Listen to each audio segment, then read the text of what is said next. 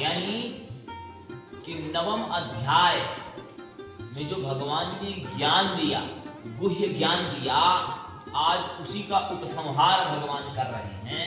कह रहे हैं मत मना भव मत भक्तो, हे अर्जुन जो मेरा भक्त हो वह मेरे ही मन में जो चल रहा हो वही सोचे। मत मना भव मतलब मेरे ही बारे में वह सोचे। और मत भक्तो और मत याजी मेरा ही वो क्या करे, यजन करे। माम नमस्कुरु वह मुझे ही नमस्कार करे। भगवान कह रहे हैं किसको नमस्कार करे, मुझे ही नमस्कार करे। फिर कह रहे हैं मामे वैश्यसी, माम ए वैश्यसी वह मुझे ही अवश्यमेव प्राप्त होगा। जो मुझे नमस्कार करे, जो मुझे प्रणाम करे और जो मेरे ही विचारों को हमेशा सोचता रहे, ऐसा व्यक्ति मामेव ईष्यसि मतलब मुझे ही प्राप्त करेगा। और युक्तैव आत्मानम, युक्तैव इन सभी चीजों से जुड़ करके वह मत पारायण मेरे पारायण हो जाए, यानी कि मुझ पर ही सबसे ज्यादा वह चिंतन मनन ध्यान करता है। तो वह भगवान ने यही कहा कि करना है तो मेरी ही भक्ति करो, मुझे ही चाहो और मेरे विचारों को ही सोचो। मत परायण मेरे लिए ही हमेशा समर्पित भाव से भक्ति। और मामे वैश्यस युक्त वही, जब तुम इन सब चीजों से जुड़ जाओगे तो माम एव एसस मुझे ही तुम प्राप्त होगे।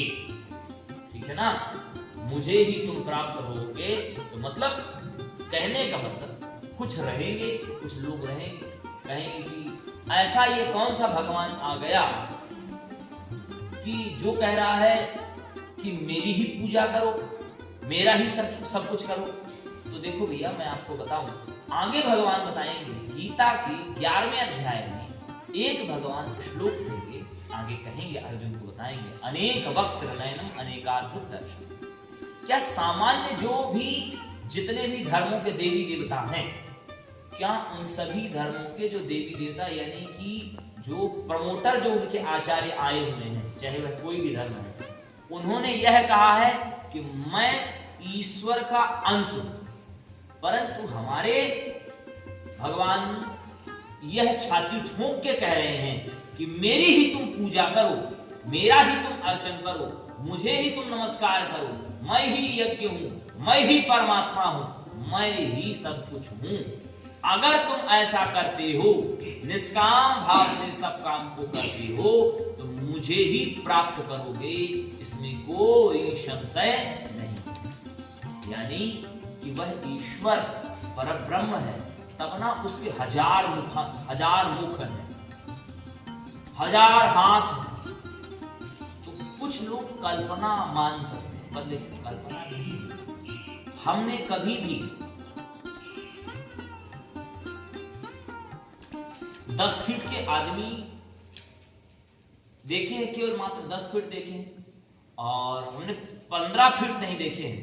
द्वापर आदि युगों में 15 फीट आदमी हुआ करते थे। आज लोगों से कहा जाए कि भीम बहुत बड़े थे, दुर्योधन बहुत बड़ा था, बहुत विशाल उनकी छाती थी, तो लोग नहीं मान सकते। क्यों नहीं मानेंगे? उसका कारण ये है क्योंकि वह जैसा देख रहे हैं इस समय वर्तमान में, वैसा ही वह माने। तो लोग जो है विश्वास करें शास्त्र का तो ही कल्याण हो सकता है, अगर अविश्वास करेंगे तो कल्याण नहीं होगा। ठीक है, मन्मना भव मद्भक्तो, मद्याजी माम नमस्कुरु, मामे वैश्यसि युक्त्वैव, मात्मानं मत्परायणः,